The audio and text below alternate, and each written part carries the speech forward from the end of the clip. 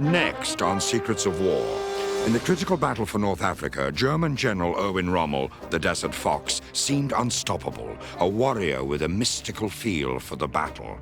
But how did he really get his intelligence? The British countered with secrets of their own, phony spies, phantom armies, and battlefield magic. The story of Rommel's enigma is next on Secrets of War.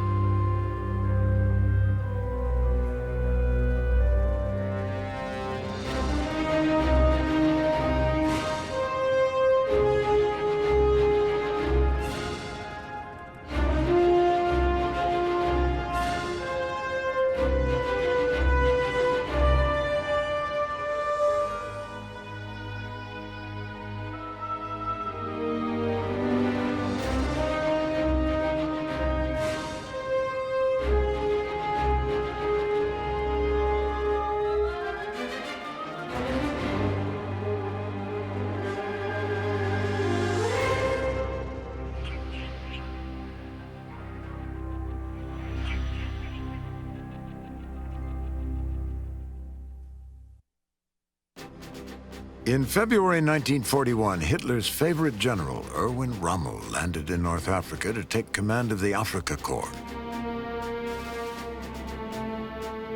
The German general's mission was to bail out their Italian allies.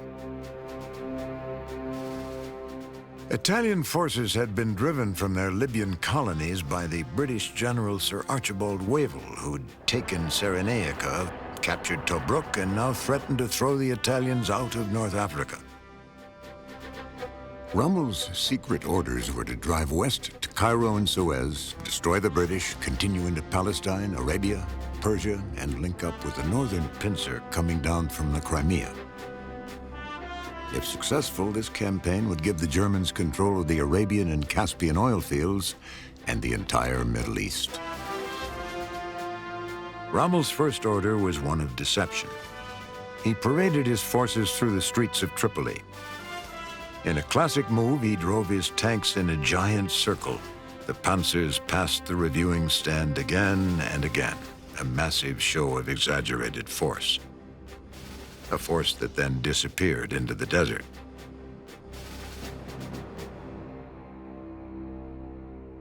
Rommel had long been a hero. He'd won the Pour le Mérite, Germany's highest award for valor in the First World War. He wrote the best-selling book Infanterie Griffon, expressing the doctrine of mobile attack, which was required reading for German officers. When he led Hitler's bodyguard, he attracted the attention of the Führer. In the battle for France, his 7th Panzer Division became known as the Ghost Division for its ability to appear behind enemy lines without warning. Rommel had advantages in the proven revolutionary doctrine of blitzkrieg and in his own personal energy, drive, and brilliance. He had what his troops called Fingerspitzengefühl, a feel in his fingertips for the ebb and flow of battle. He was a warrior. There was nothing artistic about him at all. He existed to kill. He existed entirely for victory. His job was to march into Cairo as the new conqueror. And that was what he planned to do.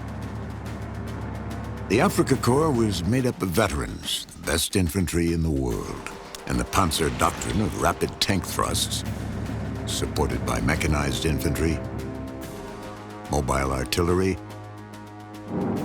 and air support had swept all before it in Europe.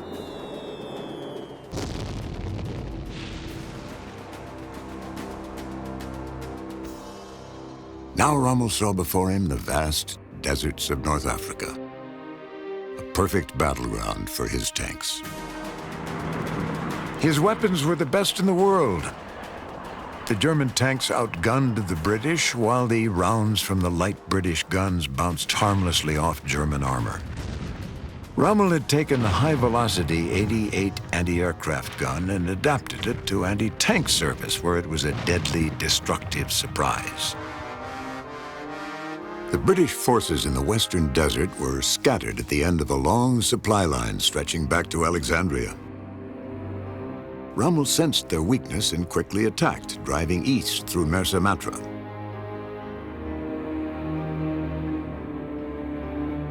Rommel led from the front, hopscotching the battle from his Storch aircraft, directing quick thrusts into the belly of the British, leaving open flanks and relying on speed and shock to freeze his enemy while he cut into its flanks. He would feint and withdraw, drawing the pursuers onto his anti-tank gun screen. His lightning tactics earned him a new appellation, the Desert Fox.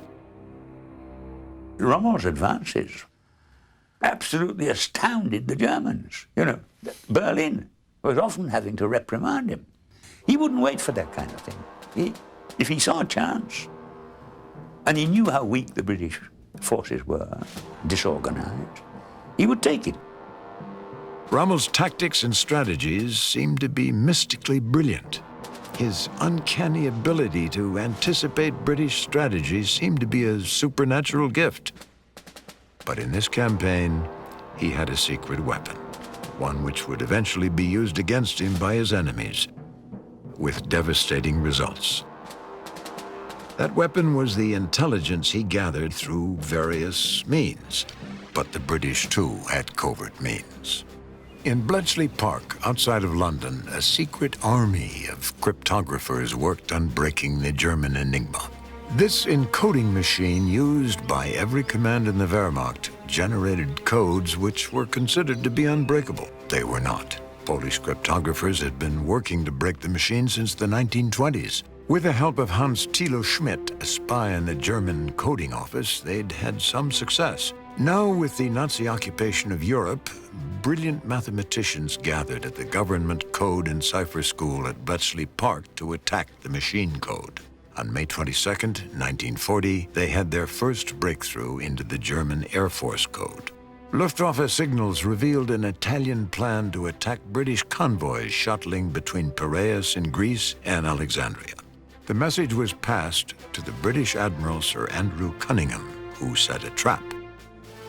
Off Cape Matapan, British cruisers struck. Unbeknownst to the Italians, Cunningham had a second secret weapon.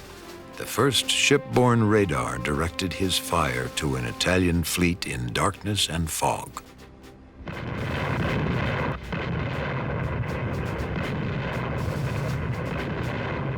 Unable to return fire, unable even to find their enemy, the Italians were helpless as British gunfire sank the pride of their fleet. The Italians were demoralized. Benito Mussolini's hopes of turning the Mediterranean into an Italian lake were sent to the bottom of the sea. Matapan was important, of course, because it left the Italian fleet not prepared to sail as a fleet for the rest of the war. At sea, the Italians ceded dominance to the British, but on land, Rommel retook the initiative. In April, he captured Benghazi, Bardia, Solom, and the vital Halfaya Pass. Tobruk alone stood.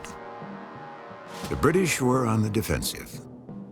The Luftwaffe code couldn't tell them anything about Rommel and his tanks. They had very little with which to defend themselves, but if the Germans had a wily fox, the British had a cagey lion. Winston Churchill wrote, "Battles are won by slaughter and maneuver. The greater the general, the more he contributes in maneuver, the less he demands in slaughter. There is required for the composition of a great commander an element of legerdemain, an original and sinister touch which leaves the enemy baffled as well as beaten."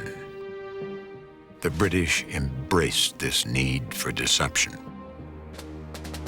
The idea derived from General Wavell, who spotted how weak the British Empire had become and how necessary it would be for it to work some sort of deception on the enemy, to persuade the enemy that in fact it was a great deal stronger than it was.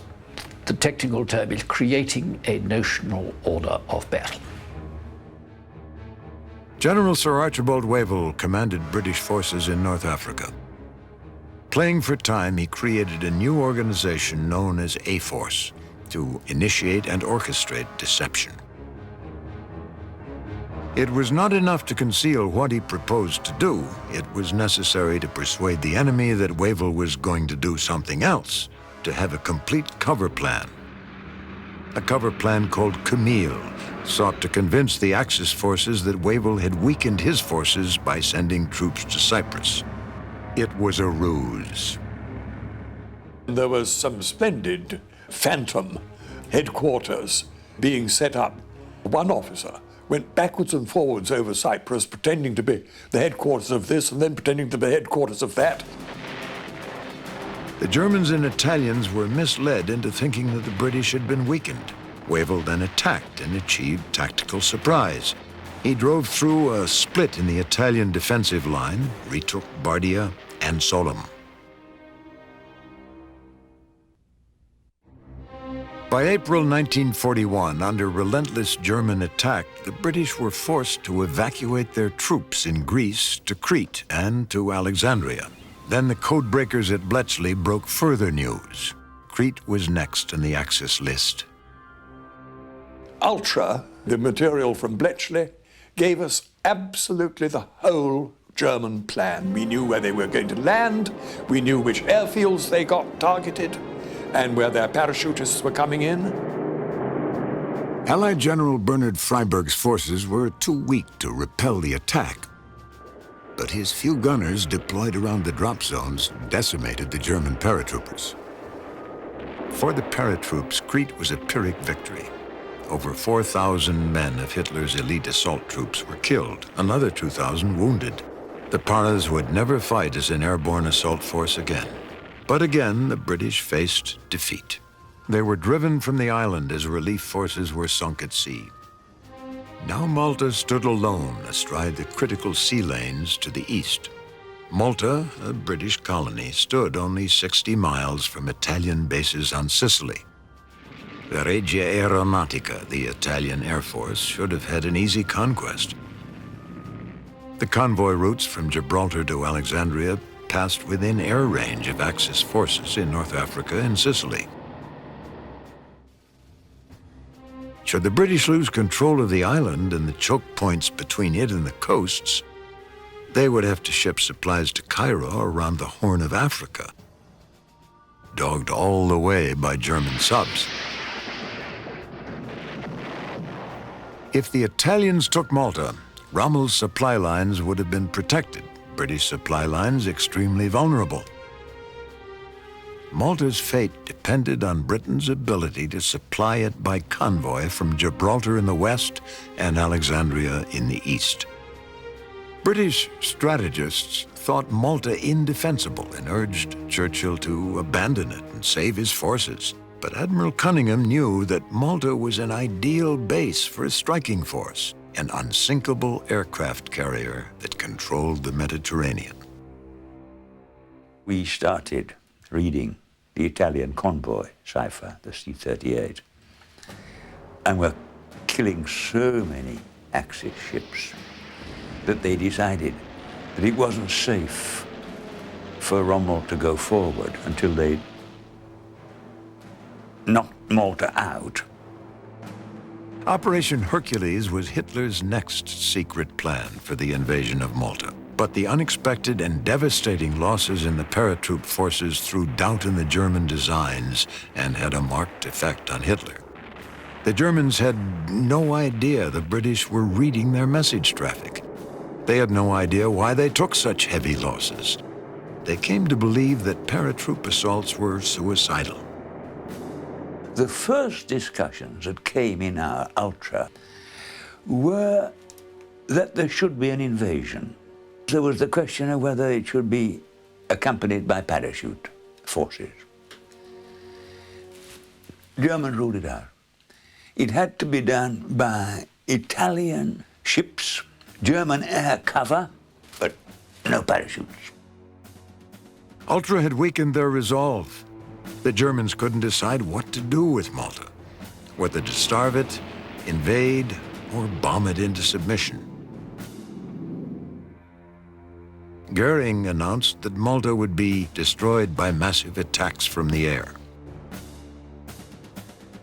One of the greatest strategies of the British Empire also centered around a certain amount of bluff, and size of the British fleet was self-evident. What was not quite realized was the weakness of the air defenses and the weakness in the event of a landing. The island's hopes rested on its air defense. This defense rested on 3 obsolete biplanes. Gloucester Gladiators, Faith, Hope, and Charity were all the aircraft left to defend against the might of the Italian and German air forces until modern planes arrived. Bombs plunged down on Malta's airfields and harbor 8 times a day. Virtually every British convoy sent to supply the rock was destroyed.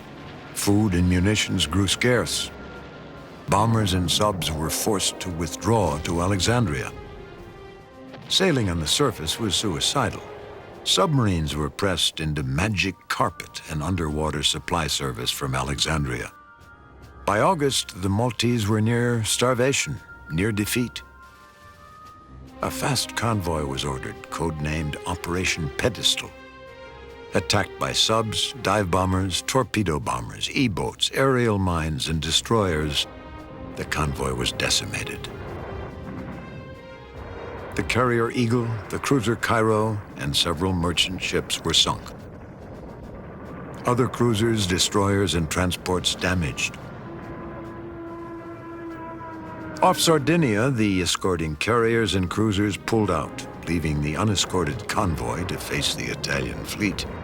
They had no real defenses when Air Vice Marshal Keith Park, operating from Malta, pulled a bluff. Unable to mount a real attack, he sent only 2 bombers, but then faked massive air forces using wireless deception. The Italian fleet, intimidated by the torpedo bombers, withdrew.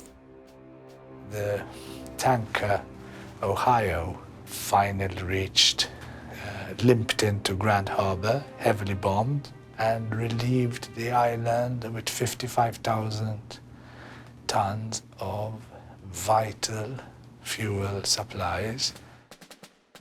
Then Hitler's secret, Operation Barbarossa, suddenly gave the Maltese relief. The invasion of Russia drew the Luftwaffe off to the east. By late 1941, Malta-based sub and air crews were destroying 3/4 of Axis shipping. German General Albert Kesselring and Rommel argued Malta's fate. Rommel demanded forces for his advance into Egypt. He reasoned that if he took Tobruk and Alexandria, Malta would fall on its own. Backed by Hitler, Rommel's view prevailed. In November, Wavell was replaced by General Sir Claude Auchinleck, who planned Operation Crusader, a battle to drive Rommel back to Cyrenaica. But while they prepared, they still had to forestall Rommel's attack. A-Force's mission was to mislead the enemy with an appearance of strength carried out through wireless deception and an orchestra of notional Axis spies throughout the Middle East. During the summer months, A-Force faked preparations to attack 3 times, and each time at the last minute they stood down. To outfox the desert fox, they were crying wolf. To delude Axis aerial reconnaissance, the British turned to magic. Jasper Maskelyne was Britain's foremost stage magician. Maskelyne, Colonel Geoffrey Barkis, a film set designer, and the Magic Gang, a ragtag outfit of film technicians, writers, painters, and other odd sorts were brought together to deceive Rommel's eyes. The war, to me, involves something very strange and rather alarming. The focusing of my whole imagination and knowledge on the problem of how best to mobilize the world of magic against Hitler. Jasper Maskelyne. Maskelyne understood the use of light, shadow, and illusion. He knew how to hide things. He'd built his life around misdirection and now used night as his black velvet. In his desert workshop, known as Magic Valley, Maskelyne's magicians turned out all sorts of visual illusions. Maskelyne used canvas and plywood to create tanks. From the air, they looked real. He even found a way to make tank tracks look like those made by truck wheels. He created trucks that fit right over the top of a tank and could be detached by turning one little thing at the top. And from the sky, these things looked exactly like trucks. And they cast precisely the right shadows. And they were called sun shields. And they could be detached from a tank in less than a minute. In desert warfare, the critical issue was supply. Axis bombers were pounding Alexandria harbor. A force was asked to help. Maskelyne and his magic gang set to work defending the harbor. They decided the best way was to move it. He took photographs of the pattern of ground lights at the harbor. And 3 miles down the beach, he recreated the light pattern where there had been ships in the harbor with tall masts. They put up sticks with lights on it. He built bombs that would look from the air like they were aerial bombs detonating.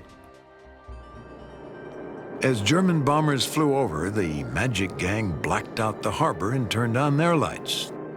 They set off their explosives. The German flyers saw what looked like an attack. They made a right turn and dropped their bombs in the water. The Suez Canal was the only means to move supplies from the east. It was impossible to camouflage, so they gave the job to Maskelyne. If he couldn't hide the canal from the ground, he must obscure it from the air. He took the searchlight and he turned it into a strobe light, and then he made it spin. Anytime a pilot looked down and saw this strobe light spinning, it made it impossible to get your bearings. It certainly made it impossible to see anything.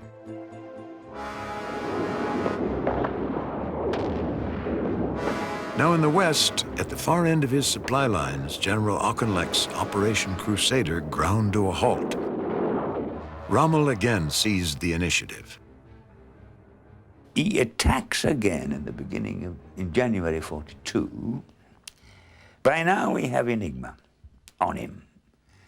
But it's late. It's late in being broken. And of course it's even later getting to the front.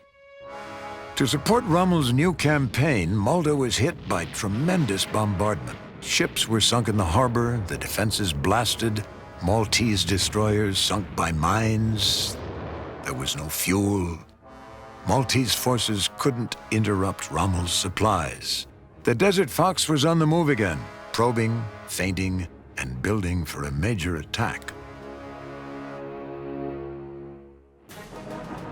1942, North Africa. As Field Marshal Rommel attacked, the British achieved a breakthrough. Not in the field of battle, at sea or in the air, but in the ether and in the mind. During the Battle of Gazala, the amount of traffic goes up. The carelessness in German signaling naturally goes up. We began to read every cipher in use in North Africa, and to read them currently. Rommel pushed forward from the Egyptian frontier. Auchinleck fought him to a stop on the Alamein line. That use of Enigma, minute by minute, day by day, by Auchinleck, to keep Rommel on the hop, to keep hitting him and preventing him from consolidating, was a brilliant use of intelligence. But by March 1942, ever dangerous, Rommel was about to attack. The British had to hold him by deception.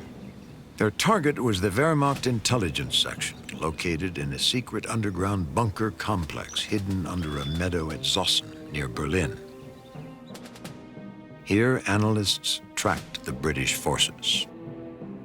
We were very successful in persuading Rommel that the number of troops we had in the Delta area was 50% higher than indeed it was.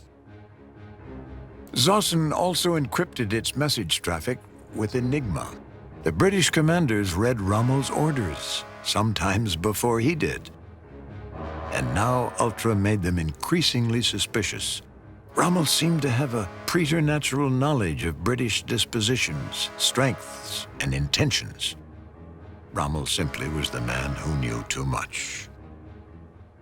Beginning of 42, we began to notice in especially Kesselring signals, but also in some other decrypts, they were referring to information about British intentions or conditions from a special secret source. U.S. military attaché for Cairo, Colonel Frank Fellers, toured the British positions in the desert.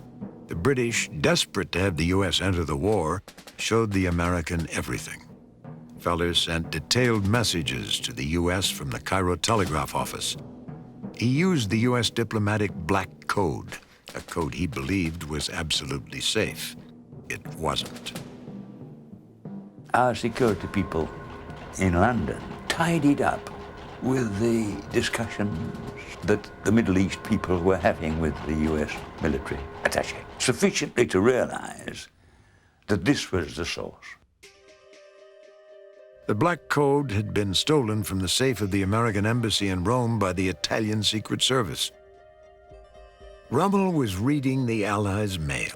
And worse, his radio intercept company, led by Captain Alfred Seebohm, monitored British radio traffic. He had a company there of 100 experts in wireless telegraphy, men who could sort of read the whispers in the heavens and make the correct deductions from them. A friend of mine in a cavalry regiment was taken prisoner in the desert, as might happen to anybody. And the first question at his interrogation was not the usual name, rank, and number, but how's the colonel's dog today? Loose chatter by British operators gave away more than idle gossip, but Rommel had another secret weapon. Rommel's field intelligence was reading British book ciphers at the division level. Seebohm was a brilliant and ambitious officer. By gauging the strength, direction, the times, and the call signs of signals, and by his own intuition, he was able to give Rommel a complete picture of the forces opposing him and their positions and movements in the field. But to capture the signals, Seebohm's company had to be on high ground, close to the front. For the coming battle, he found a forward position just off the sea. It was called Tel El Esa, the Well of Jesus. The British decided to eliminate this post. On July 10th, an Australian battalion wrapped their boots in burlap for a silent night assault. Led by Colonel H.H. Hard-as-Nails Hammer, they silently stalked uphill. They moved up onto the Hill of Jesus and encountered a regiment of Italian infantry. They were all asleep. They managed to worm their way through the sleeping Italian infantrymen and took Seebohm by surprise. The Germans fought back viciously, but they'd gotten too far out front. They were taken so fast, the Germans didn't have a chance to destroy their papers. Gravely wounded, Seebohm was taken to a field hospital, but without revealing his methods, he died. In morning light, British intelligence examined their find. They knew where we had concentrated our artillery, where we had our tanks, how many aircraft were available for employment, the state of repair of our armored forces, where the fighting infantry were concentrated. And of course, this was the sort of intelligence that, if it appears on a general's breakfast table, makes it very difficult for him to lose a battle. They saw that Seebohm had gotten a complete picture of the British forces. But Seebohm was dead and his company destroyed. Rommel's loss was great. The whispers in the heaven had vanished.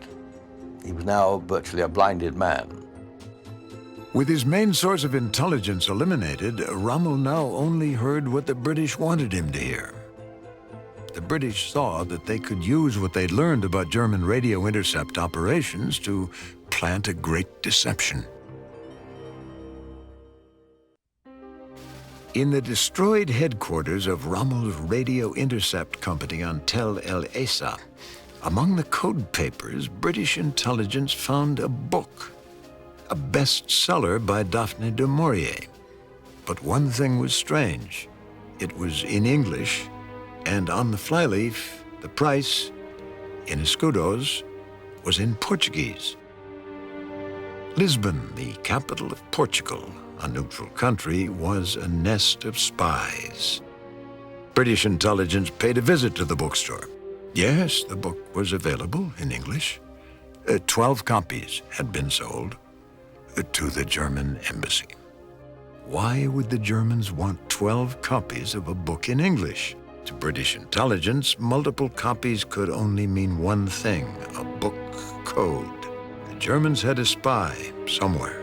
The fact that the book was in English meant that it was somewhere where a German book would cause suspicion. The Germans had a spy among the British. But where? A German desert explorer went deep down into the southerly part of the desert, in the worst possible conditions, great heat, no water, and made his way down to the Nile, one of the great expeditions of all time. He turned north, making his way to Cairo. His purpose, to set up an espionage forward intelligence post for Rommel.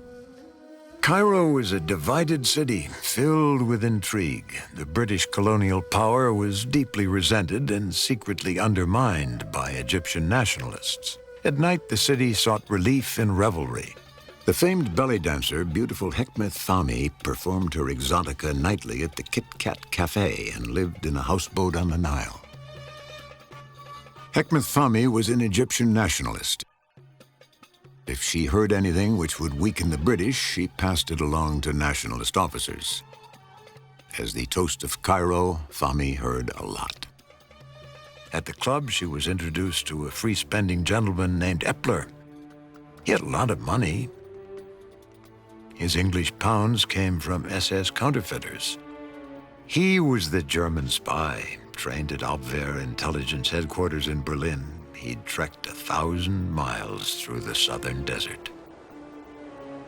Fahmy wanted to weaken the British hold over her land. The Germans would help her do that. She would use her exotic means to charm information from the British, information which would then be transmitted to Rommel's forces through Epler's radio. Epler moved into the houseboat next door to Fahmy on the Nile. Dressed as a British officer, Epler would frequent Shepherd's, the turf club, and other British watering holes, listening and paying for drinks with counterfeit notes. But with the destruction of Rommel's intercept company, the British knew of a spy in Cairo and were watching for counterfeit bills. While Fahmy had no trouble enticing lonely officers with her nightly gyrations at the Kit Kat Club. A rather flabby English major had become a close friend. So friendly was he that he was seen to be visiting the houseboat on the Nile to consort with his belly dancer friend. Fahmy's beauty attracted many men, among them a major from British headquarters. In her houseboat bedroom, she pumped him for secrets, which Epler then transmitted. A bar bill paid in counterfeit notes alerted British counterintelligence. They rushed his houseboat. Epler was gone, but they found papers and a book. They found the radio, but they still had no means to break the code. At headquarters, they let the book fall open. It opened to the same page as the book found in Seabohm's outpost. They had found the key to Rebecca. Daphne du Maurier's potboiler was the basis of the simple book code. They were ready to play the double cross. The British were slowly building up their forces. Breaking the naval enigma, they safeguarded American convoys of new Sherman tanks which would outnumber Rommel's panzers. In August 1942, Churchill replaced Auchinleck with General Sir Harold Alexander and placed General Bernard Montgomery in command of the 8th Army, arming him with ultra-intercepts of Rommel's messages to Kesselring in Rome. El Alamein was a natural defensive line. Bordered on the north by the Mediterranean, on the south by the Qattara Depression, impassable to tanks. A 40-mile wide choke point, which, if breached, would open the road to Cairo. Key to the field was a series of ridges, the key ridge called Alam Halfa. Monty was privy to Ultra information the moment he arrived in the desert. Ultra showed that Rommel was rebuilding his forces and was expected to launch a major attack. Ultra did not tell him where the attack would come. Therefore, it was up to Monty's judgment there as to what the enemy would be likely to do. Rommel would have to capture the high ground. Montgomery's plan was to put his forces on the ridge and sight his anti-tank guns. Rommel would break through and discover these forces, but then what would he do? In the desert, there are two types of ground: hard going, packed sand and rock suitable for tank travel, and soft sand. Jasper Maskelyne was ordered to prepare a map. Maskelyne created a map that looked like a very old map. It had coffee stains, it was torn. This map would appear to be ancient and accurate. It would depict the ground before Alam Halfa as hard going. But how to play the map into German hands? In the First World War, British General Sir Edmund Allenby had played a deception into Turkish hands. He'd presented them with false attack plans in an intentionally lost officer's briefcase and had conquered Gaza. Now they would try that ploy again, with the use of the unfortunate major who'd fallen to the charms of the belly dancer Hekmet Fahmy. It's unclear what happened, whether the major sacrificed himself or was deceived by British intelligence. He was expected to allow himself to be captured so that the maps would be found on his person. If he undertook that mission and it succeeded, then he would be excused his sins at the houseboat on the Nile. German forward observers saw a British armored car driving towards them, driving directly into a minefield. Moments later, there was a terrific explosion. In the destroyed car was one dead major, now restored to honor, and a briefcase with a map. But Rommel had secret agents in Alexandria and Cairo. The rumors and messages were numerous but contradictory. By what he'd learned through phony and doubled spies and through deliberately misleading radio traffic, it seemed the British line was weakest in the south. Rommel was enticed to attack. On August 30th, Rommel's 15th and 21st Panzers drove south with the Italian Ariete Division. They breached the first minefields and drove the British back. As the Panzers drove toward Alam Halfa Ridge, hidden guns erupted. Rommel turned towards the region marked hard going on the map. The Panzers were suddenly up to their hulls in soft sand. As they wallowed helplessly, pre-sighted guns and a bomber attack destroyed them. Rommel had fallen into Monty's trap.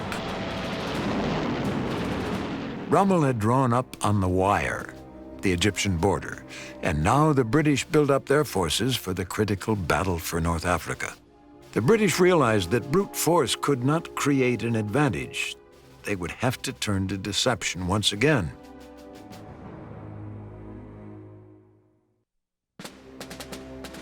October 1942, Field General Erwin Rommel faced the British forces on the Alamein line. To the enemy facing him, his forces seemed strong as ever. But he'd made a critical error over Malta, and he was losing the Battle of the Mediterranean.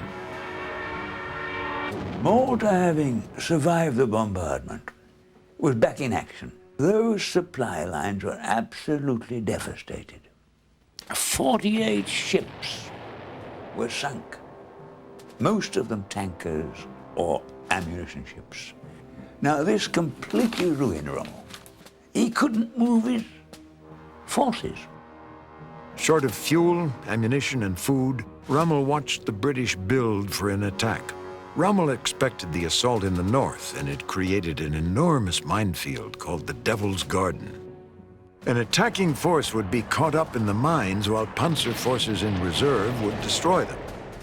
The British realized they'd have to hold these forces in place for 48 hours while engineers cleared paths through the defenses. Operation Bertram was a sleight of hand, a misdirection in both place and in time. Its goal was to convince Rommel that the main attack would come in the south, and that it would come later than a diversionary attack in the north. To do this, the Allies would need to disguise their forces. One of Montgomery's aides put it to A Force. You must conceal 150,000 men with 1,000 guns and 1,000 tanks on a plain as hard and flat as a billiard table, and the Germans must not know anything about it, although they'll be watching every movement, listening for every noise, trodding every track. You can't do it, of course, but you bloody well got to. Guns and tanks were moved to the south to staging areas. An old trench system was packed with petrol cans. Aerial reconnaissance revealed that the new stockpile was invisible. The trenches threw the same shadows as before. The fuel necessary for the attack had been hidden in plain sight on the field of battle. They built a railroad in the south out of bulrushes. And they would lay track out of jerry cans every day and move them the next day. The Magic Gang built obviously phony guns out of telephone poles. German reconnaissance recognized them as phony. Just before the battle, the British replaced them with real guns. Maskelyne built dummy men from the waist up that cast the right shadow, so it made it look like there were huge tent emplacements and camps in the south. A phony fuel pipeline was started from the rear areas to the south. Its construction rate was calculated to be finished no earlier than weeks after the start date for the actual battle, October 23, 1942. The Germans knew that the British could not possibly move until the railroad was completed, because that was their supply line, until the pipeline was completed. So they watched every day. Trucks and transport were moved to the north. Some of these trucks were dummies. Some were not vehicles at all, but stores of fuel and ammunition disguised so that from the air, they looked like trucks.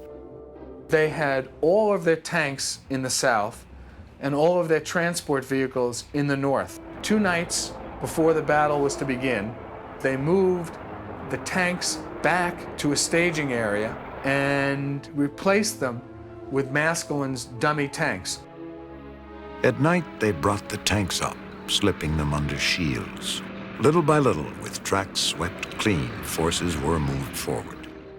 In the glare of the morning sun, nothing seemed to have changed. The British were creeping imperceptibly forward. Rommel was so unaware of the subtle deception that he left the front for a much-needed rest cure in the Alps. The desert night of October 23, 1942 erupted as shells from the British 8th Army tore into German positions. Monty's artillery walked across the Devil's Garden, ripping gaps in the defenses. Minesweeping tanks led sappers into the minefields, carrying lamps and white tape to mark lanes for the infantry. Reports filtering into Panzerarmee headquarters indicated that the British were attacking all along the front. But the attack was faltering.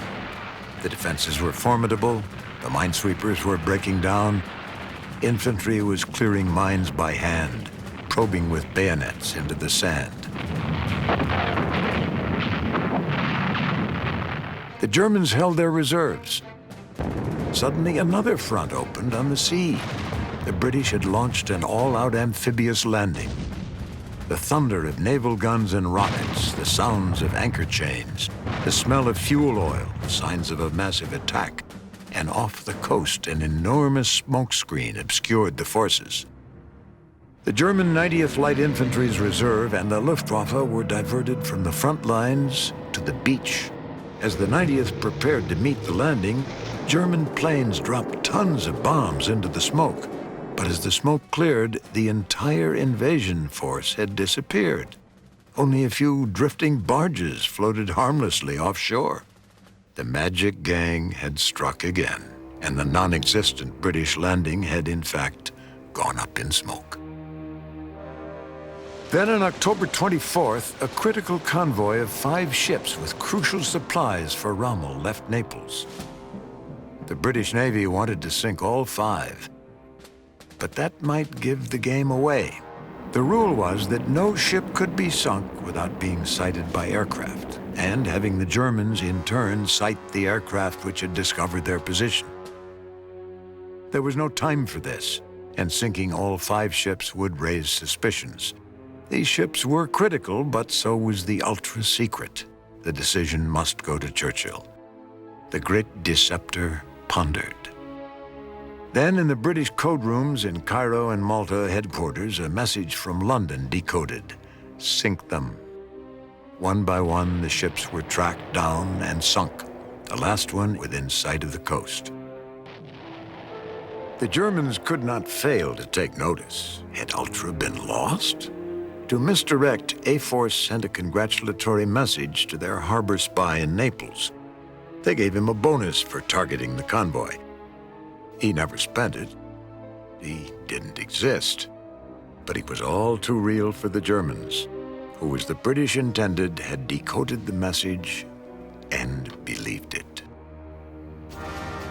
On October 25th, the German tank force tried to attack through a dummy battery at Munisip. The real guns, which had laid silent through 2 days of battle, now opened up and devastated the attackers. 21st Panzer was held by the diversion. Field Marshal Rommel returned to his desert headquarters to take command of the battle. The reports were confusing. British were attacking all along the line, but to Rommel it was clear. The most dangerous gains had been made in the north and threatened his supply lines. He ordered the panzers north. The deception Operation Bertram had delayed their entry into the battle for 2 critical days. Now, as Rommel drove his forces north to meet the main threat, Montgomery countered with Operation Supercharge, an attack to cleave the Axis forces at their weakest point, where the Panzer Army met the Italians. As the 21st Panzers raced north, Monty slipped his 30th Corps south to the seam. To cover his movement, the general wanted the enemy to see tank groups in the north. But it was impossible. The dummy tanks were scattered, destroyed. There was no time. The Magic Gang gathered as many as they could find and set out for the desert. They sent and moved the dummy tanks 12 times a day. They laid tank tracks in the desert. Dummy depots and tank groups were created. And finally, they resorted to the magician's favorite trick. They did it with mirrors. Plywood with aluminum paint. Presto! In the desert, Maskelyne had produced a new mirage, multiple tanks. El Alamein was won, and Rommel's march to Cairo was stopped forever. He would fight a delaying retreat and inflict casualties, but the German threat to the Middle East was finished. Secret intelligence helped create the legend of the Desert Fox and helped destroy it, and him. What foiled Rommel was precisely what gave him such meaningful advantages in the first place: secret information. Eventually, Rommel turned against Hitler, was implicated in the 20th of July 1944 assassination attempt on the Führer, and was forced to commit suicide as the Reich crumbled. When the British stood alone against the Nazis, the decrypted Enigma messages and Y-service intercepts were used in concert with A-Force operations. This campaign of deception was the ultra-secret weapon. Wavell's A-Force became the London controlling section and used many of the same stratagems in Operation Fortitude, the D-Day deception, and in other covert operations throughout the war. The people of Malta, for their courage and dedication under fire, were awarded the George Cross. German Field Marshal Kesselring later said, "Malta was the rock upon which Axis hopes in the Mediterranean foundered." After the war, Jasper Maskelyne retired from stage performing, but not from magic. He moved to Kenya and aided the police forces against the Mau Mau rebellion, devising new means of deception. The German spy Epler moved back to Europe and became a wealthy businessman. Hekmet Fahmy was considered by her Egyptian countrymen to be a heroine of the nationalist rebellion. She lived in honor and luxury and died of natural causes in Cairo. The Allies won the war, but Britain lost her empire. Gamal Abdel Nasser and Anwar Sadat, two of the Egyptian nationalist officers, became leaders of an independent Egypt. The war that saw the defeat of the greatest threat to civilization in the 20th century also saw the beginning of the end of colonialism and the start of a new world order of independent modern states.